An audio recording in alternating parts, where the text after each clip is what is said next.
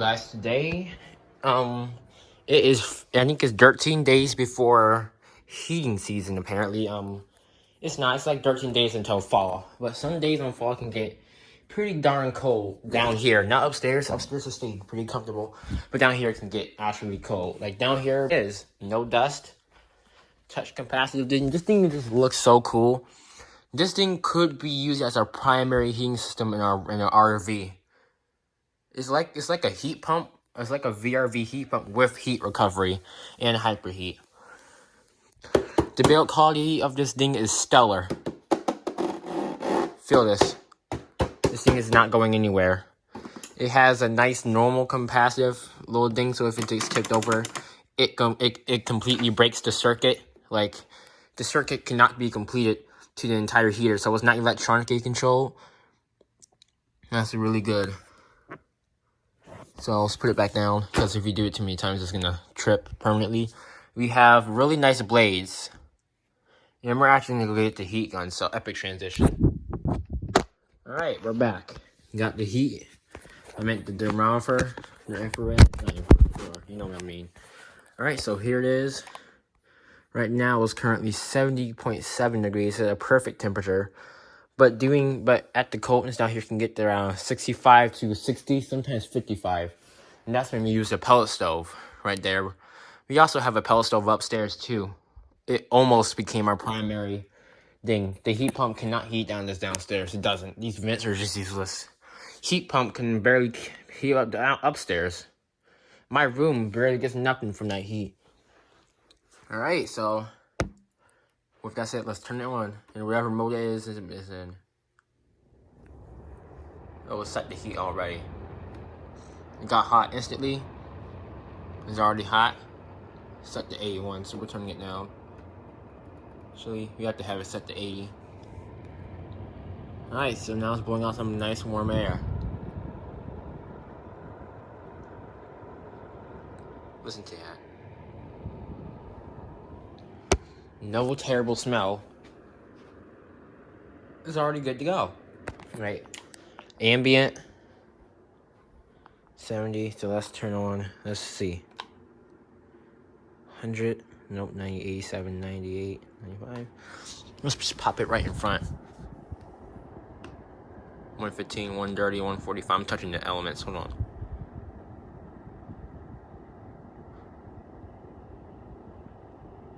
So I would say around 140 degrees. And decalibrate it now, so we're not going to use this. Thermostat's accurate. So we're going to leave that run for a little bit. This thing would usually come out at around 300 to 400 degrees, but I don't know if that's correct. There it is running. Look at how elegant it looks. I love this thing. Feels really cool. I love the heat. Alright, let's turn it on to minimum heat, like low heat. Oops. Low heat. The fan turns down and the power conditioner turns down. Listen to that.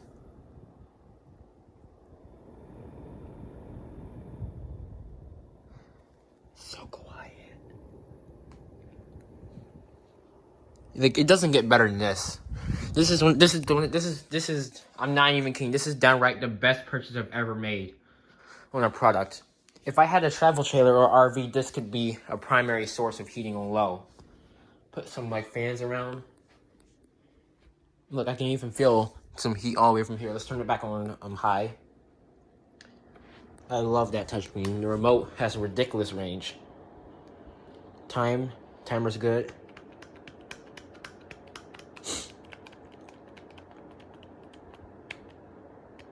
Look at that. Absolutely beautiful, elegant heater.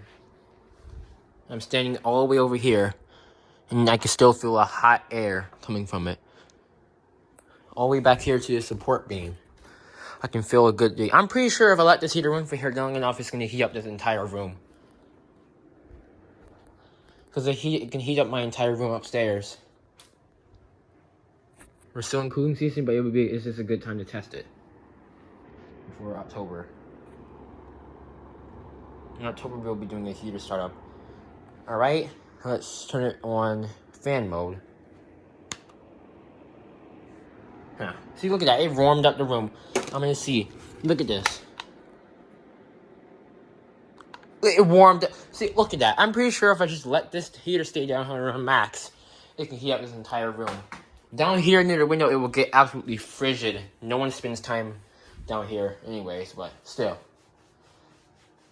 That's what we do. My dad will come down here and watch TV on this, and it's going to become, it's kind of super uncomfortable down here.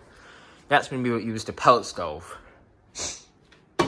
This thing can survive a nuclear bomb. I can already feel the heat coming out of this thing. Yeah, that's around 72. We should have taken the pellets out. But yeah. And we have so much wood in the backyard that we get the fireplace running. It heats up our entire house. We don't even have to use the HVAC. And the heat pump stops working at 25 degrees outside, which happens pretty much every night. Like if it gets below 32, freezing, it would just not work. It would just blow out normal temperature air, wasting compressor. It dipped a little bit, but and look, it serves as a good fan. I wouldn't use this as a fan because it has the heater function, but I can feel a good breeze from here. Really elegant fan and smart VRV fan. Let's turn it off. Too bad you can't start a startup timer because I would use that. Unplug. Plug is a little bit warm. And now we're gonna get the what's it called? The Honeywell Smart Heat. Let's go. Whoa! All right, let's go. All right, here is the Honeywell Energy Smart Space Heater. This is a really older model. It's still in good condition. It has nice metal blades. Let's go get the flashlight so we can see. Boop. All right. White balance. Come on. There you go. This thing used to be used inside my room. No, I actually had the surround heat in my room. That would be the last thing we do, though. I can't adjust the focus on this. So, you see there's a little bit of dust on it. This thing's probably going to stink a little bit when it turns on. Really small, photosensitivity warning. But there's a really small motor. This thing lasts forever. Look at metal blade. Nice pitched blades, nice air foils. The thermostat on this thing's horrible though. You can only select between 65, 70, 75, 80. I hate these oh god. Alright, I hate these preset things. I don't know who this would be a good idea. It has oscillation power. And this stupid thing, I always used to keep it at 70. This thing used to be used down there until I got the Renato heater because I just got tired of it. Oscillation power. And then we got high, which is constant. And then we got low, which doesn't work. I think that's just antifreeze. I don't know why, but let's get it plugged in. All right. Here's the back of it. Actually, you can see more of the windings on the motor. Yeah. And it has a stupid rolling ball thing. There's a rotation motor right there. I think it's a stepper motor. And it has a stupid rolling ball thing called a circuit completer. Look at this.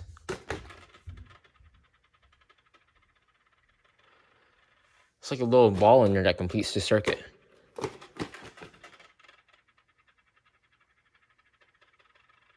I hate those things with passion. But let's go plug this in. Sit tight. Now this thing has a really good cable winding.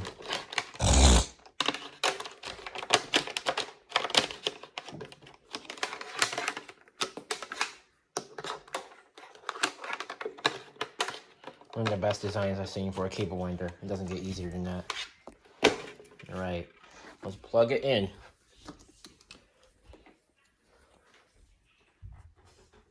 Ooh, it's a bit tight. Alright, let's move it back a little bit. Alright. Here is, let's turn it on low.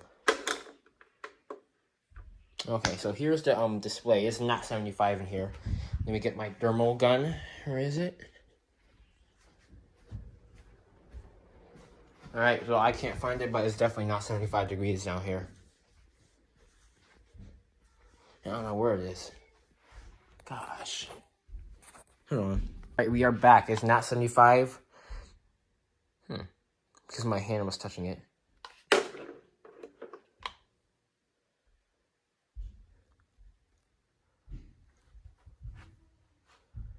It's warmer over there because of the sun. But there it is running. It has a nice status light. I do like the status light. And the top controls do look nice. But not as nice as that, though. Here's the knob. Rotary knob. Oh, there's the ball. Hold on. That stays on, though, so it doesn't complete. It just stops the heater circuit. Oscillate doesn't work no more. Power switch, it just stops the circuit to whatever this is. Now, let's turn it back on. There it goes. 65, 70, 75 degrees. So 65.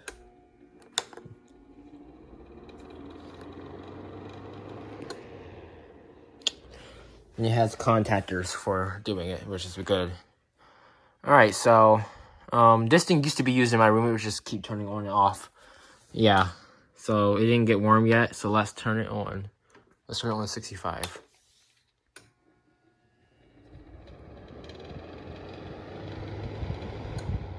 And let's just turn it on max. And it does stink a little bit. I love that sound. It is rattling a little bit, but that metal rattling sound is actually quite relaxing. It's actually moving, pushing the airs up into the sides, not in the center. Alright, let's see. What temps are we getting? 95, 96. Touching the coil, 130, 160. I think that still might be resistive electric heat. 95. Average is in the 120 when that one got to 140. There really is no low setting on this.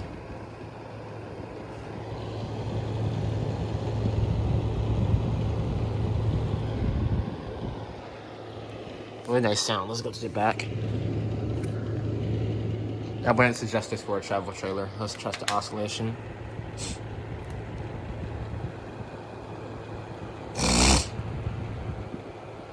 This is a really aged heater too. So yeah, don't forget that. Let me oscillate it. Oops. Oh, okay, we'll just leave it off. But there we go. This is the Honeywell heater. It decalibrated again. I really gotta get an anemometer, but here we go. Power, really nice heater. Doesn't get warm at all. This got aged. It aged pretty well. This is a good heater. It no longer exists. Like this heater is probably from 1999, and it still works. All right, so let's pack it back up. Last but kind of not least, we got the Honeywell fan, or Honeywell Thermostat was actually pretty good on this. I will have it around here. This is around 76 to like 69, somewhere around there. Like just like 70 to 68.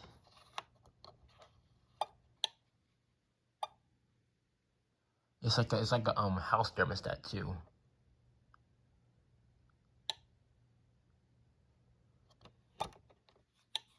It completes the circuit. Let's turn it on fan. Oh. This thing moves the most pitifully horrible amount of air imaginable. The amount of air this thing moves is equal to nothing. You can feel absolutely nothing. You can feel a tiny breeze from here. That's it. Really, really big fan.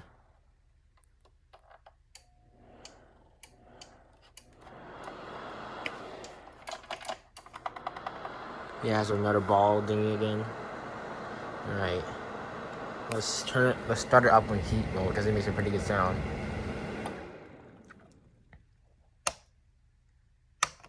Alright. First startup. Stinks.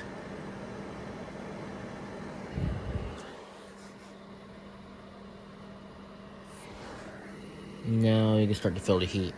This thing does get the hottest of all of them though. Like this thing gets stupidly hot. That metal part right here is dangerous to touch. This is safe. That is safe. This is stupidly hot. That's probably why it heat up the entire room, because I used to have this thing heat up my entire room too. This thing gets stupidly hot. 249.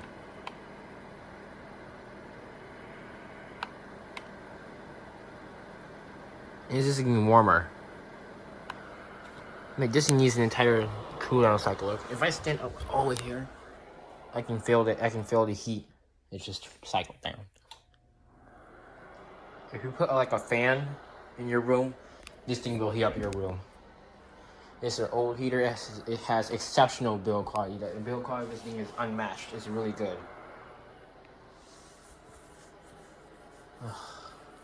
But there you go. Put a fan around it, and you'll be good to go. Here's some Americ elements or whatever. I don't think it's Americ. Probably something else. This is gonna melt my temperature down. It decalibrated. Alright, let's turn it on low. The fan ramps up because it's actually taking down the power in my entire house. You only have so many of heaters running. Thermostat's really nice on this.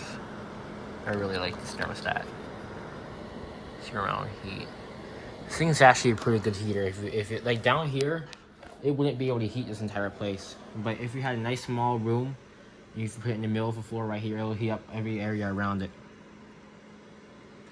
Now let's turn it to fan mode, and it takes forever to cool down. Lord. Alright. It takes a lifetime to cool down. You see, that's the divot where the air gets pushed out.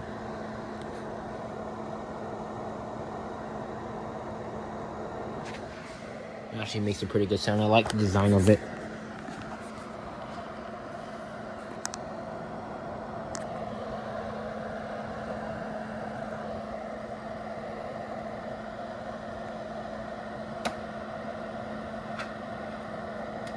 Alright, it looks like it cooled down now. Not hot to touch anymore. Alright. I don't know where the fan is in this.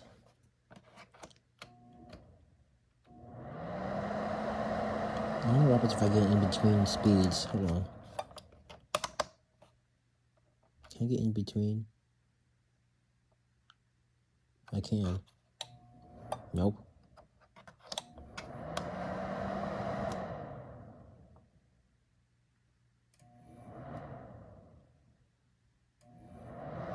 Nope, let's try to let it cool down again.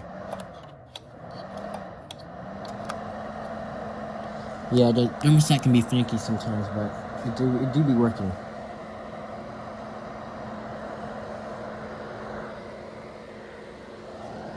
And the other heater, another heater we had is gone because it was a hazard. Didn't have any tip over passion or anything. It was an old Lasco. Right, and shut down. Alright, well, every heater seems to be working perfectly good as expected. So, looks like the heating season is going to be good. I would have tested my heat function on the heat pump, but we don't even have it. So, yeah, this is a nice heater. So, yep, see you next time. Bye. Bye-bye.